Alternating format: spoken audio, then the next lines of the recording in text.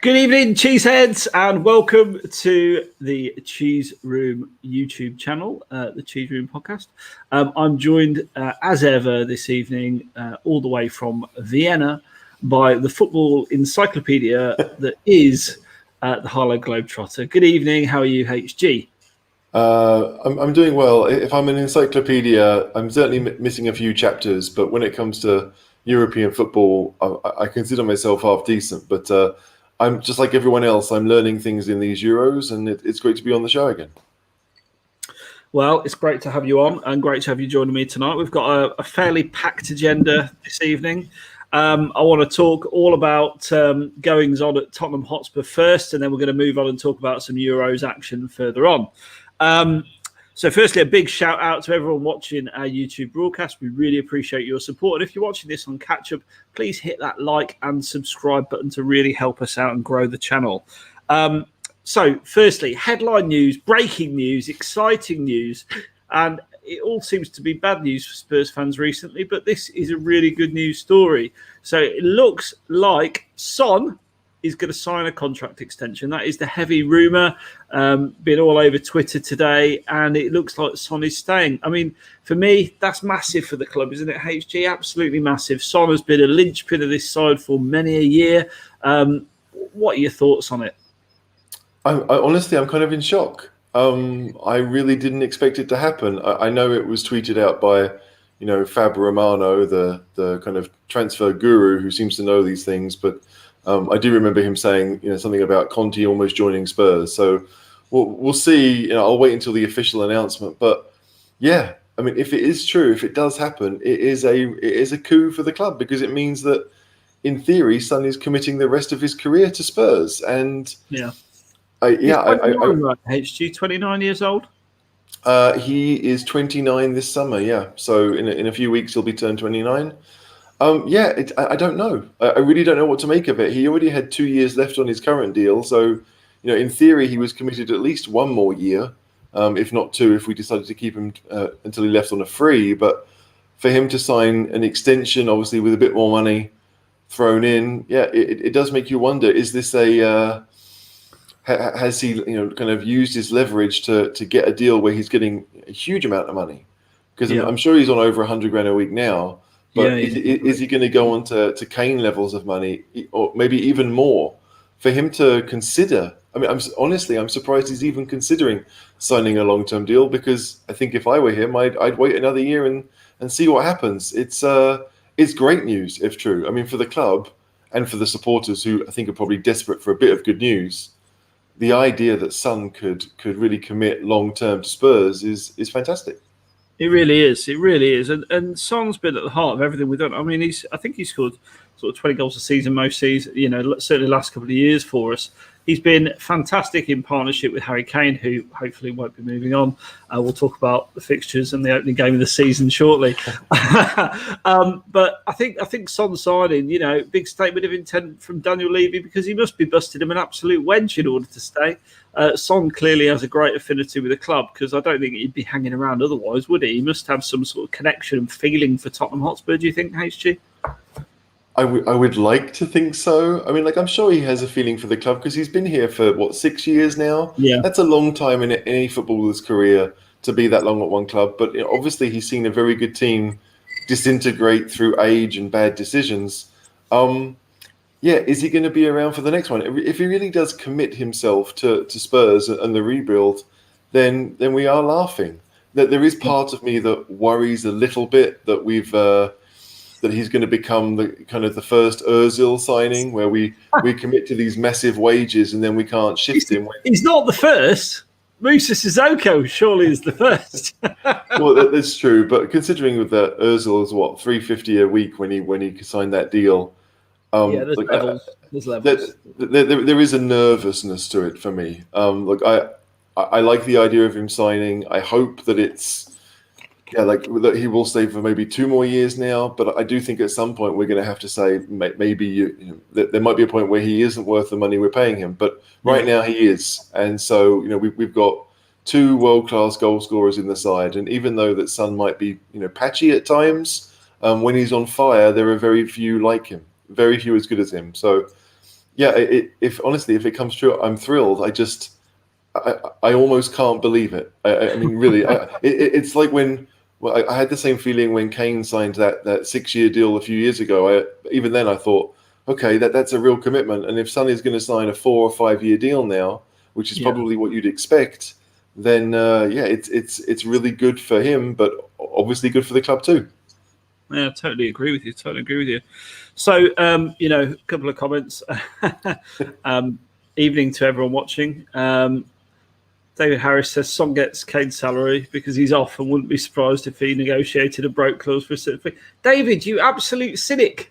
Surely not. It's purely a case of if I'm being really honest, we can't afford to let him go. We need the shirt sales in South Korea. I mean, the amount of Korean exposure Tottenham have had because of Son and his profile, the Amazon documentary. I mean, the one about him and his dad, not the one about Spurs. You look at how big he is. You go to the stadium and all the Korean supporters that come over just to see Son. It is incredible. The man is a massive piece of marketing for Spurs. So, it's in Spurs' interest to lock him down. I'm just surprised he's agreed to it. I'll be very interested to see what the length of the contract is. And like you may cynically say, David, maybe there are some break clauses in it, a sell if we don't make Europa League or something, or, who knows? Yeah, I mean, if you do want to be even more cynical, you could say that obviously there's a whole lot of tourists that do go to games because Son is there. If Levy is so concerned about season ticket sales maybe not being what they want them to be, then he's going to need those tourists to come and fill the stadium. So, I don't want to be that cynical, but as David, he does make a good point. The salary and the break clause, yeah. If I was Son's agent, I'd have probably said wait another year and see what's available. It does seem that if Spurs get this over the line, it's going to benefit Spurs more than anyone else. So. Okay, if there is a break clause, then fair enough. But Levy's shown in the past that he can somehow get away with that, or get away without having them. So I don't know, but the fact that we're even as close as we seem to be is a surprise to me. I agree. I totally agree.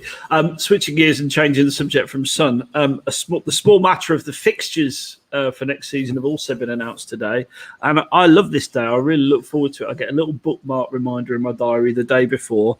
And I was there at 9 o'clock, ready to log on, having my cup of tea, thinking, who are we going to have first game of the season? And it's none other than Manchester City, the champions, and the potential destination for Mr. Kane. What are you thinking about that, HG? That's got to be rigged, hasn't it? Surely Sky Sports and BT have got together with the football authorities and said, we want to make such a story about Kane. We want it first game of the season. Am I right in thinking the transfer window will be closed, though, now before the first game? So I'm sure that went through as a change, didn't it? Yeah, but it changed the other direction. Oh, okay. So it was before the start of our season, but because it meant that everyone else was ending at the end of end of August, then we were at a disadvantage. So I'm pretty certain it's changed back so that the end of the transfer window will be the last day of August, maybe first day of September. So yeah, it is one of those things that I definitely think Sky have had a say. And Seb made a point. Seb made a point today in our little Patreon chat, which I hadn't really thought of, that Sky want the big six, the big revenue six, to all be on TV in that first weekend, whether it's BT or Sky. But they want to try and get them all. And obviously, if there's usually only 5 games, then that means that 2 of those teams have to play each other. Yeah. I think a couple of years ago, Arsenal played Liverpool. I think Man United have played Chelsea recently. So there's usually one game at the start of the season where they get big teams involved.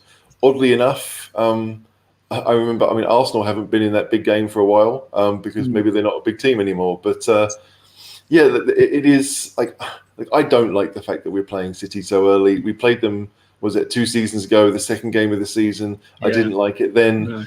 I do like the idea that, if you've got a settled side, then great, play them whenever. But when we're trying to put a new side together, the idea that the new manager in his first game is going to play the champions who have been together for 3-4 seasons, most of them, and we're going to have maybe 2 or 3 new players that start the game. Yeah, I'm not so happy. It just like yes, we could catch them cold. Yes, their players might be still on holiday a little bit because a lot of them will be at the Euros right now. But I'm not thrilled about having City first. The home game is always nice, but it would have been nice to get a promoted team because, like, you look at Arsenal this year. They've got Brentford away to start. Last year they had Fulham away to start. That's quite a nice little start. Everton at home and then City at home. Yeah, that's not good for Spurs. We had a problem last year where we lost the first game with a few new players in the side, and this year might be the same. So I'm excited for the new season, but I really didn't want City first game. No, me neither. It sucks. Is my personal opinion. Dave Harris they're making the point. Liverpool play promoted teams 3 seasons running. That's lovely, isn't it? However, the thing that gets me is that we always complain that the TV, they get involved in setting the fixtures when it comes to the TV games, that which ones they want on TV and who plays when and all the rest of it. And because the fans are never taken into consideration for those long trips, like Spurs don't want to go to Anfield on a Saturday morning at 12:30 or whatever. But this is almost worse. The idea that they can, just because of storylines, they can try and rig the season a little bit. Like, we've got a pretty tough start with Chelsea, Arsenal, and City in our first 6 games, but some of the other big clubs have even worse starts. So it's almost like they really want to ramp the pressure onto these teams, and I don't think that's right. You look at some of the other leagues. I know the Bundesliga the best. They have their system where, like, each team has, like, you got your 17 games in a row, and then the second half of the season is the same 17 games in the same order. For some reason, we can't seem to do that. I don't really know why. Because if they're not taking into consideration the fans, then it shouldn't matter what order they're in. Obviously, we have issues with local teams playing at the same time that maybe Germany doesn't have, but still, it does feel as if the Sky in particular are looking at this, going, "What is going to help us make money?"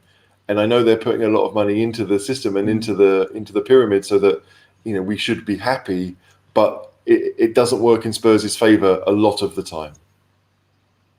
Well, I totally agree with you there, and I think it's a bit of a shame. But all I would say is Fonseca's got some form when it comes to City. I'll talk about it in a minute. Can I just ask you, if you're watching for the first time, please do hit the subscribe button, and if you're watching tonight, smash up the like button. Yes, do that for me, please. I want to see all those likes coming in. Get your comments in, and we will get to them as we go by.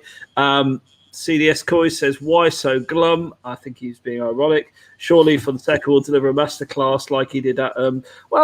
Here's the thing: Fonseca has beaten City, I believe, 2-1 in the Champions League with Shakhtar Donetsk, if I'm not much mistaken. No, I think you're right. I do think you're right. That's when the Zorro incident occurred, and everyone's sort of ridiculing him for wearing a Zorro mask. But I quite like that. I think it shows a little bit of personality. CDS Coys also goes on to say, seriously though, how many jobs has this bloke had? People thought it was bad having a 3-year syndrome. This geezer seems to move after 1. That's not quite fair, I don't think, is it, HG? I think at the start of his career he did kind of jump jobs in Portugal a number of years. I think he was only 1 year at Braga before going on, but he had 3 years at Donetsk and won the league and cup double each season. I don't think that Donetsk have won the league. They certainly didn't win the league last year. So maybe he made an improvement there. And the Roma side, he had 2 seasons there. He only had a 2-year contract. I mean, it's very similar to the contract that rumored that Spurs are going to give him, where it's 2-year contract plus an extra year option. Yeah. Roma decided with their new owners that they didn't want to take that option, and obviously they went and got someone like Mourinho instead. So I think it's being a bit harsh. Like, I don't like the Zorro thing. I think it made him look a bit of a joke. If you don't know anything about the story and you just see this football manager sitting there in a Zorro mask at a press conference, you're not going to think he's a serious person. But I don't think you can look at his old record and think this is how he's going to be at Spurs, and whether it's positive or negative. It's a completely new environment with new players, and hopefully we have players that suit the system that he wants to play, and hopefully he has a system that he has in mind that he wants to play, because as we saw with Mourinho, Mourinho didn't really have that system at all. It was all very reactive to what the opponents were doing, and I don't think the players like that. They want to be drilled and they want to be trained into a certain way of playing that gets results. So, I don't know. Like I want to be optimistic, and so I'm trying to be, right. Like Fonseca, if he does become the manager, we have to get behind him and see what happens. Absolutely. I agree. The thing is, we've got to get behind Fonseca when he comes in. I mean, we covered this already, on the show previous days, because we haven't really got any choice. We can moan about it, we can whinge about it, but if he's going to be the manager, then surely it's better to get on the Fonseca bus, at least give him a chance before, we then got on his back. And even if things aren't going well at the beginning, he needs a chance. Like as I said, he's got 3 very difficult games in the first 6. He could lose all 3 quite easily. I mean, he shouldn't lose to Arsenal because they're still Arsenal. but the Chelsea game is not easy, and the City game, obviously, even at home, is not an easy game. So, like we saw it with Poch. Poch struggled for the first few months when he was at the club, trying to figure out who he could trust and who he couldn't trust. Fonseca may well have that issue as well. We've got to give him some time to get things right. But I'd like to see some improvement within, certainly within the first half of the season where he's, figured out what he has and what he wants to do and how he wants to do it. Because we saw with West Ham, I mean, David Moyes went there, took a few months, pretty much a project restart, few months to sort things out. But, for most of last season, they were a really good side and much better than they had been previously. So, if Fonseca is the coach that people seem to think he is, then I want to see something like that from him. Absolutely. I completely agree with you, HG. I think I haven't been annoyed about this manager appointment since Matthew Corbett, aka AVB. Just give him a chance, is what I'd say to that, David. Caller doing a Ronaldo drinking water. His body is just like Cristiano Ronaldo. Absolutely is. I tell you what does annoy me, all the media nonsense, like Ronaldo wiped off 4 billion off Coca-Cola shares. Absolute nonsense. Anyone who can read a share graph can see that that's absolute complete bollocks. But it makes for a very good story that sells papers, I guess. But it is a great video. I mean, like, if that hasn't put you off Coke, it really should have. Just the absolute disdain. I think I've never seen anyone look at a Coke quite like that before. So full play to Ronaldo. And if it's changed your habits too, Caller, going away from the alcohol onto the water, I don't drink Coke really anyway. I mainly drink water. Outside of alcoholic beverages. Thiago, Craig Harlow, this is one of the things I was actually going to bring up with you. Thiago Leal is joining the Fonseca backroom staff. He's a technical coach, provides all the information on the opposition, analyses our team data and performance. I believe he is also only 37 years old, so another very young one coming into the coaching staff. Good to see that we're already assembling a dream team of backroom staff. Yeah, I hate to bring it up to you, but I'm pretty certain that means he's going to know what XG is, and he's going to be very numbers based. Because I know that you don't really think too much of it. Like I think any number, if it's used correctly, will help, right? Like you can't just look at something crazy like he scored a lot of goals when just because you scored 25 goals in France doesn't mean you'll do the same in England.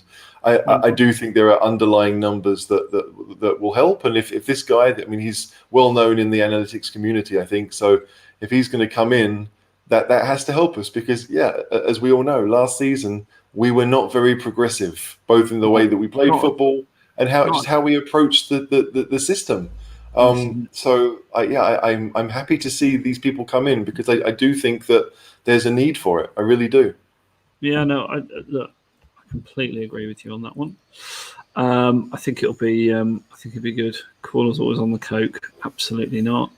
Finn Ambrose. Is this Thiago Leal, the guy who on Channel 9 YouTube, he's in the crowd watching and clipping the game for half time? Might be. I don't really know, to be honest. Don't know. That would be useful because, like if the halftime team talk shouldn't be, it shouldn't just be rah, rah, rah, run around a bit more, attack the left back. If you can show players... Harry Redknapp team talk you were doing there? No, well, I'm not even sure. Harry Redknapp doesn't do team talks. He would leave it to Kevin Bond or Joe Jordan. I'm pretty certain of that. But like I just think that players these days, they're used to looking at film. It's part of the game for them, especially the youngsters who may have even had it in the academy system. So I just think that if we have someone who can do that quickly in a short notice and really help the team improve over half time, that's what you want. I do think it's becoming much more like American football in the fact that there are almost plays set or understandings of what people are doing and why it works. Yeah. Because like as much as football will always be an instinctive game, and the better players will understand instinctively what they have to do to get out of trouble, if they have teammates that understand what they need to do to help people out of trouble, that there is a kind of formation and a system to it, then I think that's where football is. I don't. I look at Liverpool and Man City, the two teams that really have moved the game on in England in recent years. They do it. Chelsea, since Tuchel came in, like he absolutely revamped it. I don't get the impression that Lampard was doing all of those things, but Tuchel has made these players more aware of what they need to do to get out of systems. So, it's these are all positive moves. Like, despite the fact that we've had a terrible managerial search, a lot of the other decisions that we've made this summer, it seems that we're looking to get rid of the deadwood, that maybe the ones that I've been calling for us to get rid of. So let's just hope that these decisions work out. That's all we can do. And as you said, as fans, we don't really have much choice. We are there to support and hope that we can help, right? Because we don't want to be a hindrance to our team. We want to help them. Well, ultimately, we can moan about it if we want to, but it's you can moan about change, Yeah, you can moan about it if you want to, but not in a stadium. There's no point in that. Don't boo at half time. That doesn't help anyone, right? Like you can vent all you want. You can sit there and go home and be like, look, I've paid all my money and like I'm being bored, or I'm sitting in the cold and it's no fun and it's costing me all this, that, and the other. But when you are in the stadium, as far as I'm concerned, you are there to support the team. I know that it's a lot of money, and I know that obviously people want some kind of return on that, but football doesn't work that way. You chose Tottenham, and football doesn't work that way. Yeah.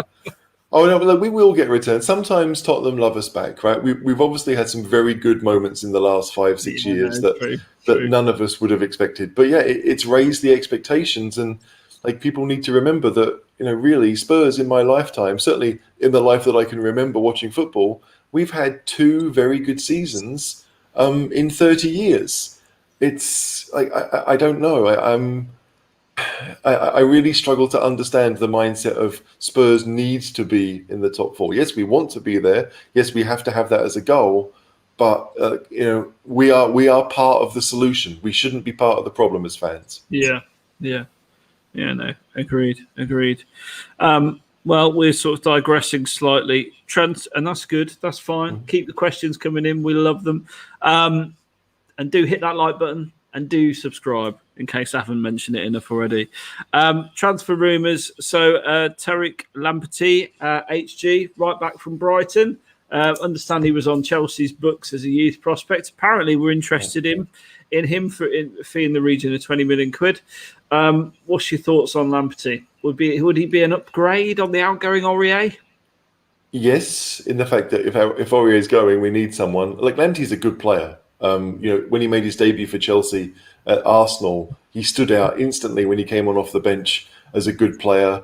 Brighton got him for pretty much nothing. I mean, like £5 million, I think it was, because he was almost out of contract at Chelsea. I don't see Brighton letting him go. He's only been there for 1 full season, and he missed half of that through injury. So I have a feeling that this to me screams a rumour that Sky have put together by thinking Spurs need a right back, an English one makes good news. Lamptey is there as that person. Give it 2 weeks and we'll be after Max Aarons. I don't see too much in this, but it would be nice if it was true. But I struggle to believe that Brighton would let him go. He's certainly been when he's been fit, been a good player. He's had a few injury problems, hasn't he, this season? Yeah, I mean, so if Brighton do let him go, part of me is almost wondering why. Right, like, do they know something that we don't? Or they hope? Like, it just doesn't strike me as a very Brighton thing to do. They've invested in him as future. Yeah. He's obviously gone there to play regular football.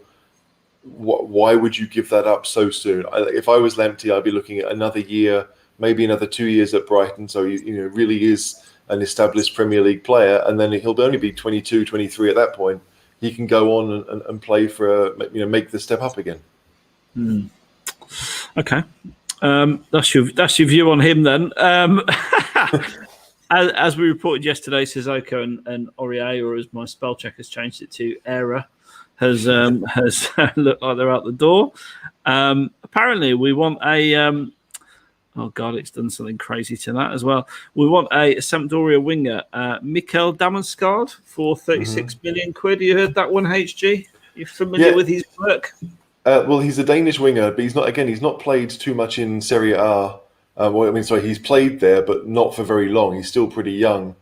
And this strikes me as being, again, kind of like we've decided that he is really one for the future.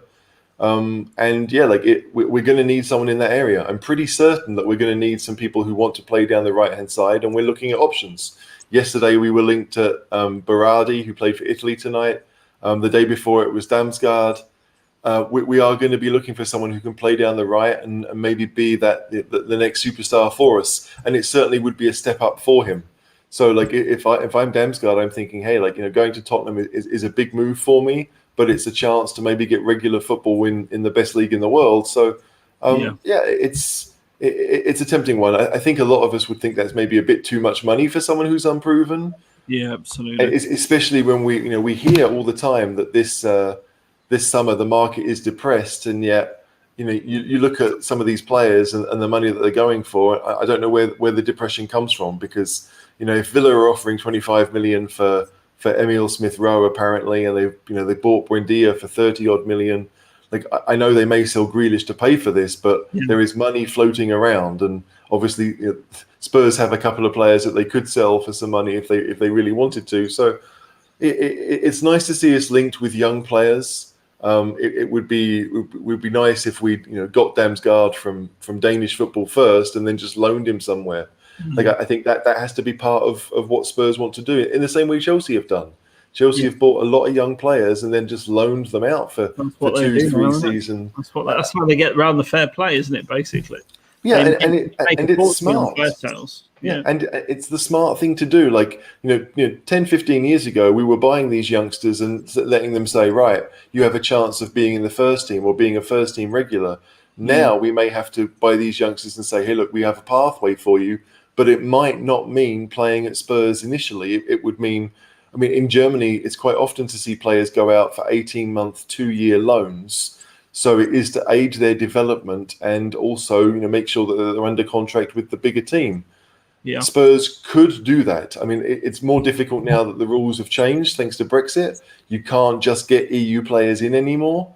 And so that will cause issues. But someone like Damsgaard, it is a lot of money. But again, our job is to support him. If he comes in and we make his life difficult, he's going to find it difficult to settle. But hopefully, being Scandinavian, you think that possibly he'll make the jump culturally to English football a bit easier than maybe someone from another country. Well, apparently, we've also had an interest in Nicolas Gonzalez, but he looks to have signed for Brighton this evening for 25 million. Would he have fitted in at Spurs, really, HG? I guess we're still in this backup market for Harry Kane, striker. I should say Gonzalez is a striker, a forward.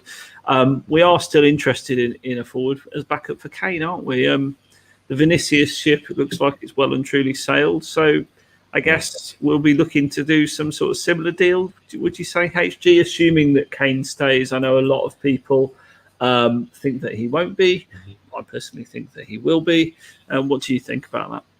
Yeah, Kane, as far as I'm concerned, is staying. I don't see Levy selling him when he doesn't have to, and I don't see City paying the ridiculous fee that Levy might want. So it is a question of finding a backup. It's a question of someone who, at least in theory, this time they will know, hey, next summer we're planning to sell Kane. So you're going to have a season to acclimatise and a season to get used to Spurs, and you'll play the games that maybe Kane will be rested for or we don't need him for.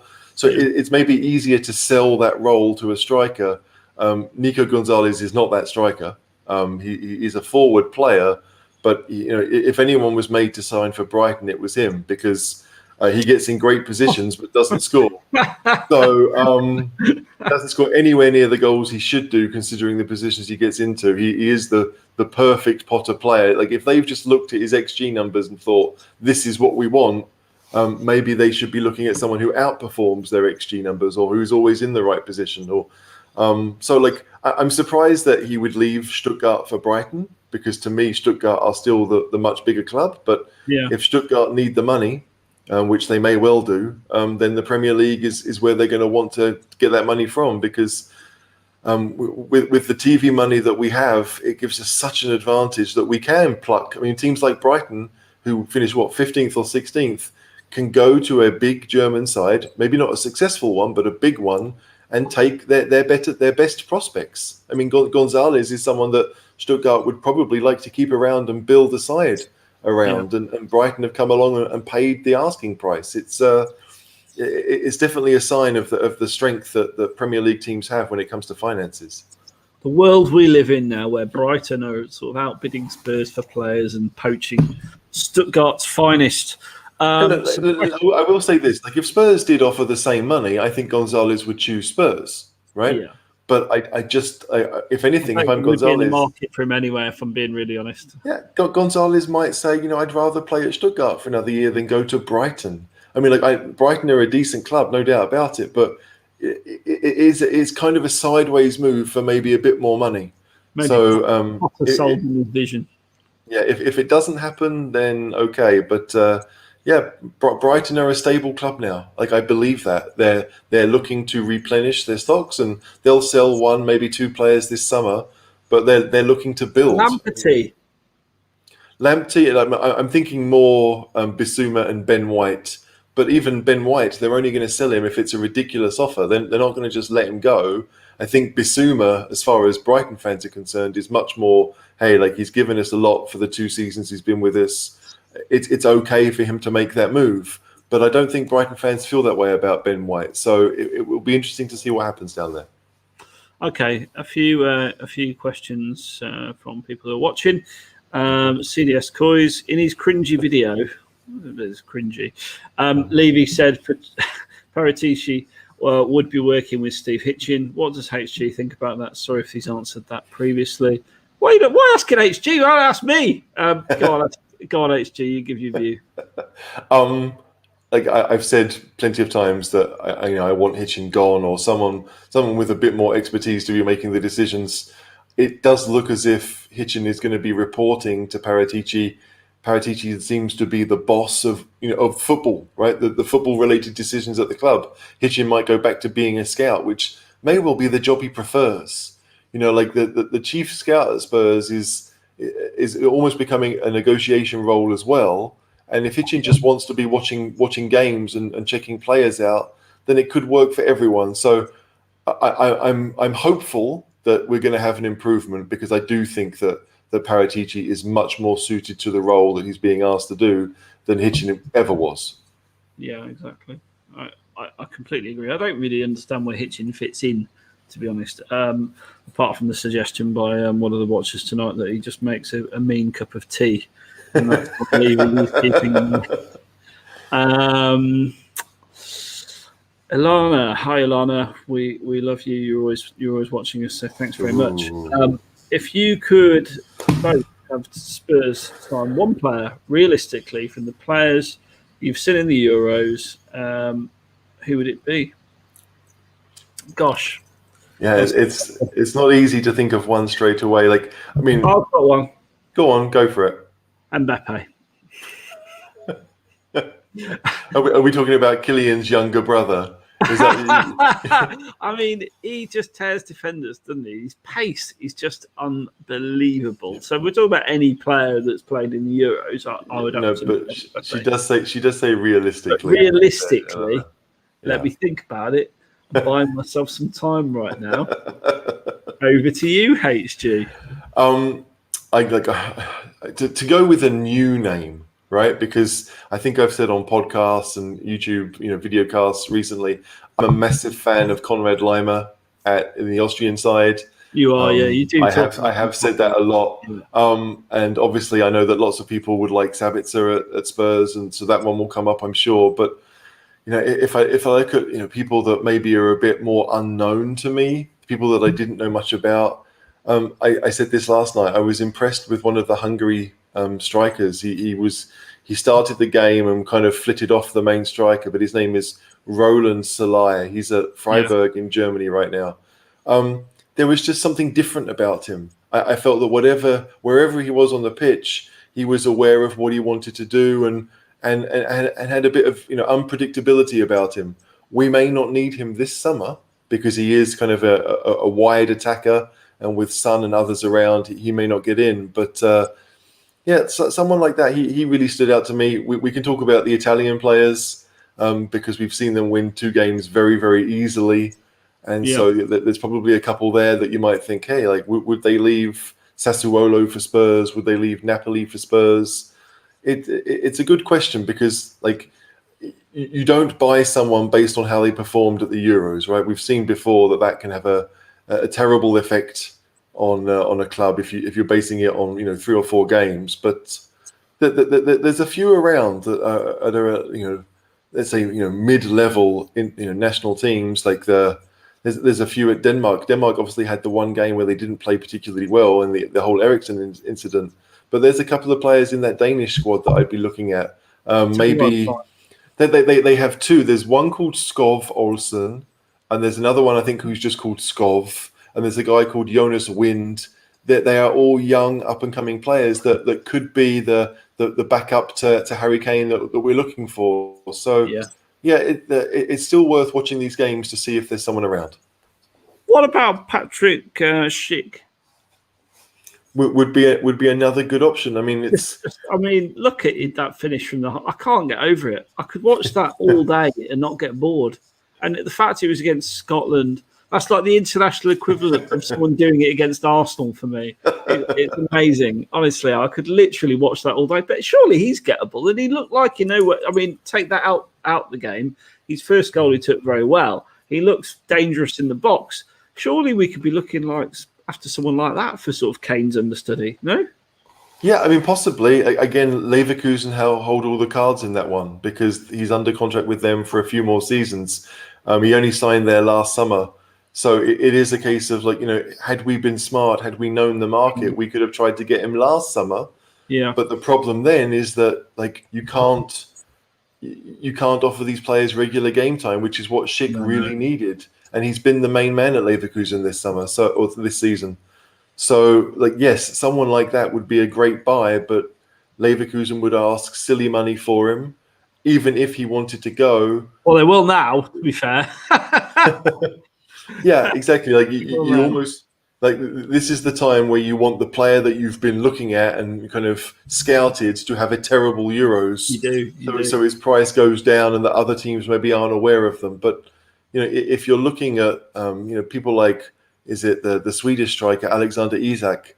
Like, he could be a great signing for Spurs, even though it's a lot of money. He will cost a lot of money. So yeah, it's always fun to dream. But I do like that Paratici seems to have people in mind and is going all out for them and is using that contacts book he has. Well, he signed Ronaldo once before. Maybe he could do it again. You never know. I'll tell you who I'd sign for another season. Bale, because he was on fire today, but we'll come and talk about that shortly. Varane says, if Spurs have the money and need a midfielder, they should go get Locatelli. If they have the money. How much do you think Locatelli would cost us then, HG, in today's market? So I was reading Twitter earlier, which is obviously not a great sign of fact, but apparently before the Euros, Sassuolo, the asking price was 40 million euros. I suspect after the Euros, they may be looking to get a bit more because, like, teams with a bit more clout than Spurs will be after him. I'm sure of it. He seems to be the all-action midfielder in that Italy side, with Jorginho sitting and Barella being a bit more creative and flitting around the front line. Locatelli is the rock in midfield. There's someone who can defend, he can bring the ball out, he can shoot from distance. He does seem to have the lot. And again, he's a smart player. the late run into the box for tonight's first goal showed that he knows how to find space. That's a great thing for any player to have. So I'd love to think it was possible. I struggle to believe it is, and the longer this goes on, if he continues to play that way, I mean, it's weird because Marco Verratti isn't in this Italian side, and you'd think he probably would be. So, like, if he was fit, so whose position would he take? Is he more the Jorginho player? Is he more of a Locatelli player? They have so many options, Italy. They really do. Yeah, so it's an interesting question. Let's go for a few more before we talk Euros stuff. Dave Harris. Enough with the Bale talk, please. Thanks for great memories and now a flat track bully. I don't think that's true. Well, I mean, there's a lot of that is true. I mean, we did have great memories, and we should be grateful for it. Whether you want to have a flat track bully is a different question. But if he was only that, that might be something that Spurs do need, because I don't think Gareth Bale is ever going to be, even if he did come back to Spurs for that last season, he's not going to play every game. He's not going to be a regular starter. I don't think he would want to be. He would be that impact substitute or someone to play the lesser games, if I can say that, and be the person who comes in and scores the goal. So that there's a role for him somewhere, but I suspect that he will, now that Ancelotti's there, he'll want to play for Real this season, and if he doesn't play that often, he's got nicer weather to practice his golf. Yeah. Well, I mean that very well may be the case. I hope he returns personally, because I think he can still offer something. And he's brilliant from dead balls, set pieces. You've seen so many times this season what he can do. Mm-hmm. I just think we should. He's a player that's getting pelters really.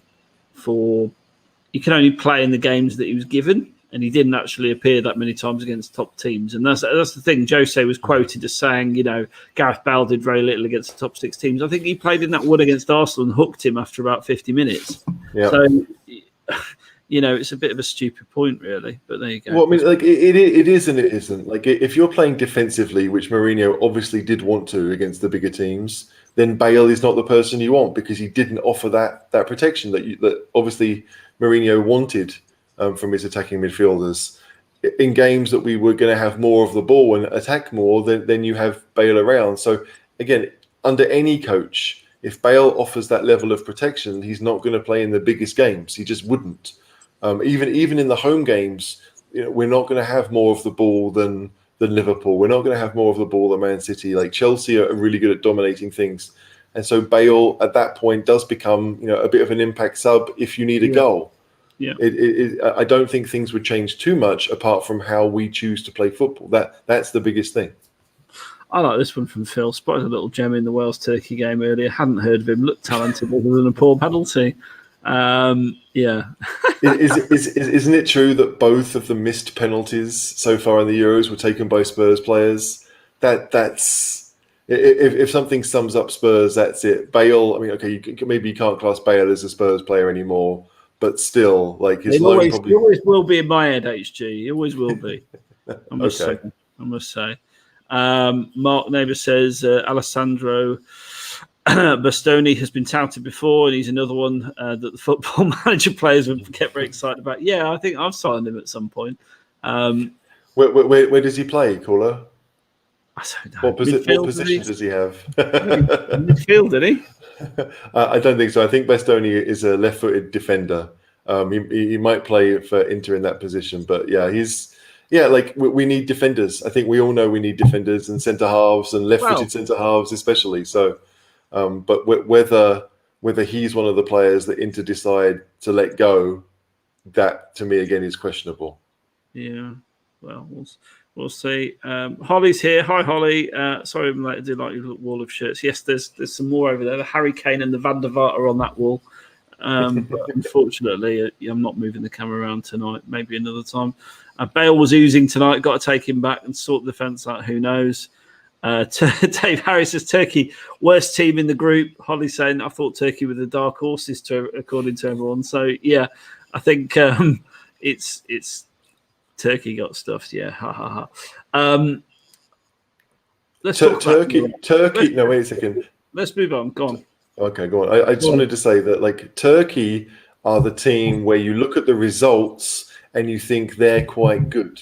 Like they qualified relatively easily. They didn't concede many goals. You look at the results and you think they're good. They beat a Dutch side in World Cup qualifying a few months ago, and you think, oh, that's a good result.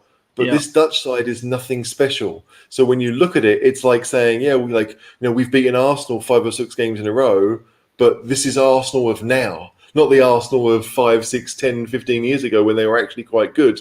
So beating Arsenal these days just doesn't hold the same thing. And I think that's where Turkey were. They were overinflated because people looked at the results rather than the opponents and the various situations. I think you're right.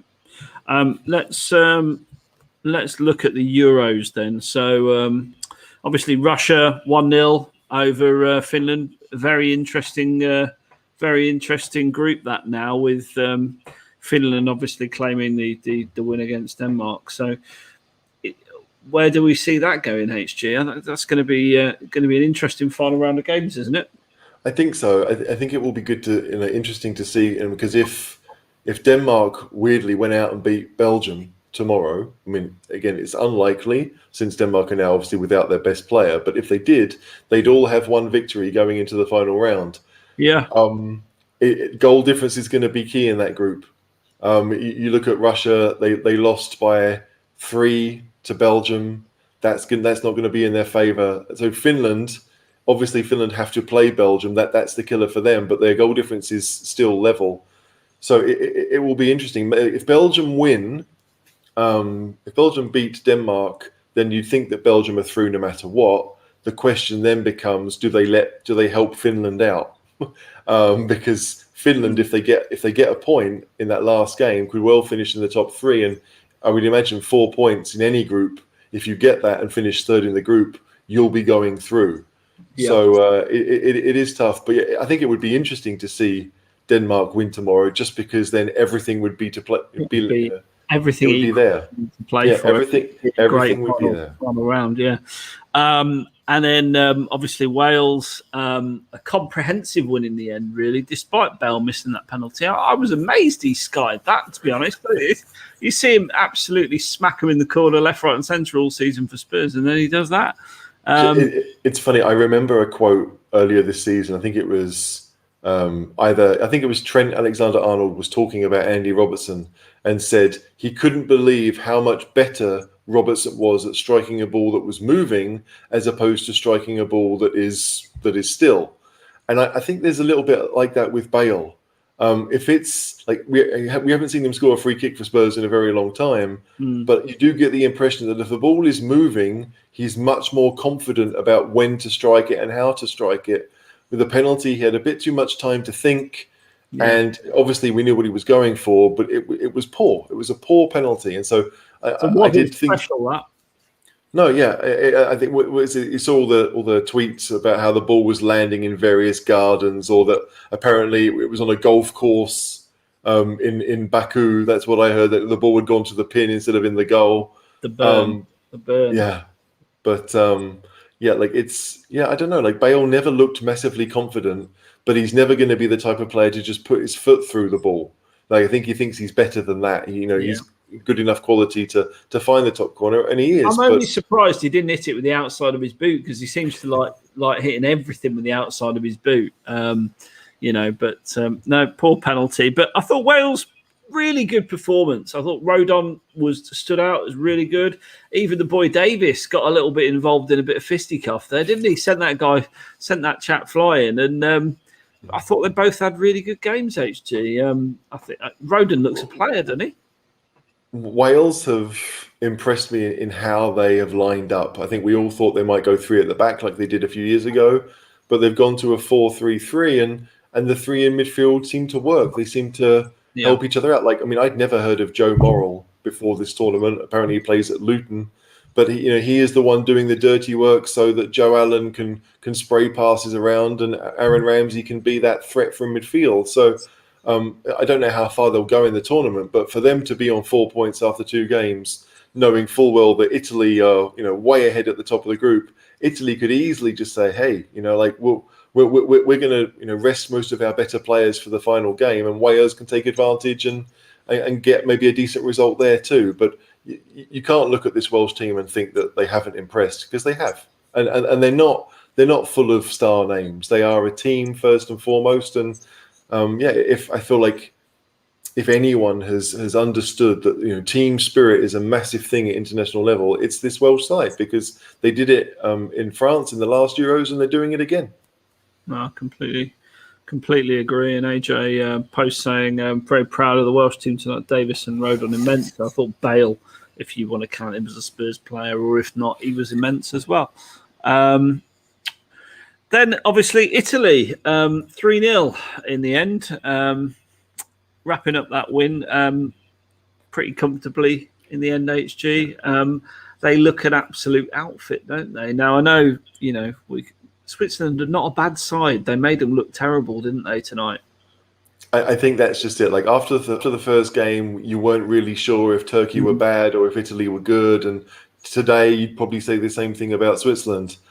I'm super impressed with this Italy side. Like I was talking to you before we came on air about the three best international sides that I can remember. And you've got the Spain side that won 3 trophies in a row. You've got the Germany side that won the 2014 World Cup.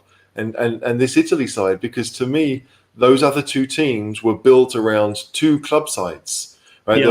Obviously, Real Madrid and Barcelona for the Spanish team, and Bayern Munich and Dortmund for the German team. These players played week in, week out with each other. They knew how to play with each other. It was just a question of marrying the egos. And in Germany's case, the ethos is it's all about the team anyway. This Italy side, very few of them play together. And like almost none of them in areas where you think that partnerships are important. Like I was looking at the back 5 tonight. Obviously, Chiellini and Bonucci play for Juventus and started the game, but Chiellini went off, and they brought on Acerbi, who plays for Lazio. So they had, Donnarumma's at Milan, or will soon be at PSG apparently, but he's there. The right back plays for Napoli. The left back plays for Roma. The centre halves, as I said, are Lazio and Juve. In midfield, you've got Chelsea, Sassuolo, and Inter. And up front, you've got Napoli, Sassuolo, and Lazio. Like, these players don't play with each other. And so for them to look as coherent and cohesive as they do is to me, it's incredible. I genuinely don't think I've seen an international team play and look like a club side. Because to me, they did.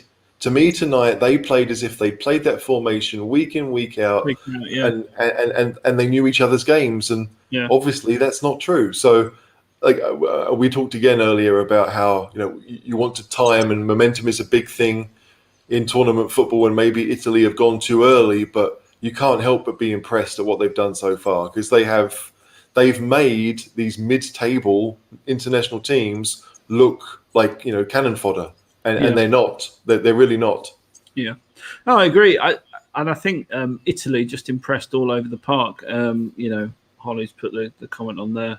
I keep saying we'll get Holly on the show. We will get you on, Holly, at some point. They look comfy all over the park. They really did. And I just thought to myself, wow, that is a side that means business. The only caveat is, generally speaking, teams that start that fast and that good don't sustain. But I mean, we were talking in a previous show, really, international football is about, lots of teams have got very good players. France, Germany, England, Brazil, across the world, I'm talking. It's a lot of talented individuals that play for really big club sides. Throwing them all together in a short space of time and getting them to perform is actually really difficult. So I think to see Italy performing like they haven't let a goal in 10 games. Wow. 10 games. Yeah. They've got to be taken seriously, and I don't know what they're at in the at the bookies, but I would absolutely go out there and stick a tenner on them, because I'm pretty sure they'll be there or thereabouts. I really do think they are a unit, and I think we don't want to be playing them in a hurry.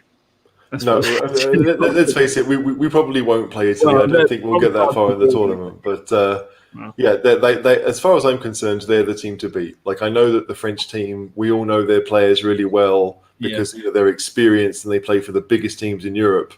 And Italian football just isn't watched that much in the UK anymore. Like, I think if Football Italia was still around, we'd know much more about these Italian players. But in many cases, we know we know the ones that play Champions League football, and a lot of those players haven't really. Even the ones who play for Inter that won the league, that they've been rubbish in the Champions League in the last few seasons. So for Spurs fans have seen Inter a couple of times, but most fans won't have. There are some really, really talented players in that side. And I did pick them to win the Euros before it started, so I'm going to be a bit smug now. But you did. Hang on. Don't get smug after 2 games, HG. Save your smugness when we're sat here and we're talking about the semi-final. Spurs have gone out. Levy splashed the cash on a bunch of players.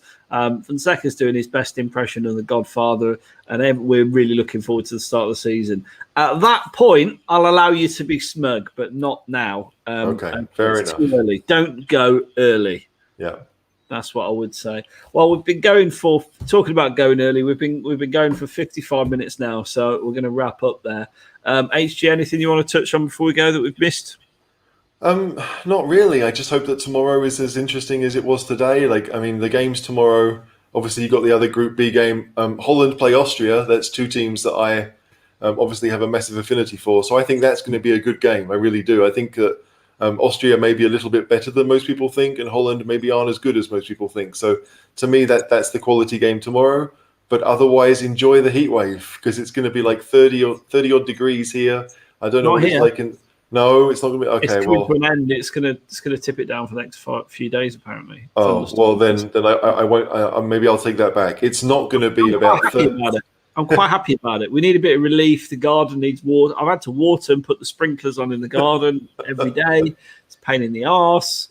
So to be quite honest, I'm looking forward to a bit of rain. And the other half, she suffers with hay fever. So I come home, she's got a couple of fans on and the doors are all shut. I'm like, what are you doing? Yeah. What are you doing? Open the doors. Okay, then I hope it rains for you. I will enjoy the 30 odd degrees of sunshine here. But I've got nothing else to say apart from come on you Spurs. Absolutely. Come on you Spurs. And we'll see you all tomorrow night, 10 p.m. HG, I guess. Yeah, why not? It makes sense for everyone, I think. All right. That's great. Come on you Spurs.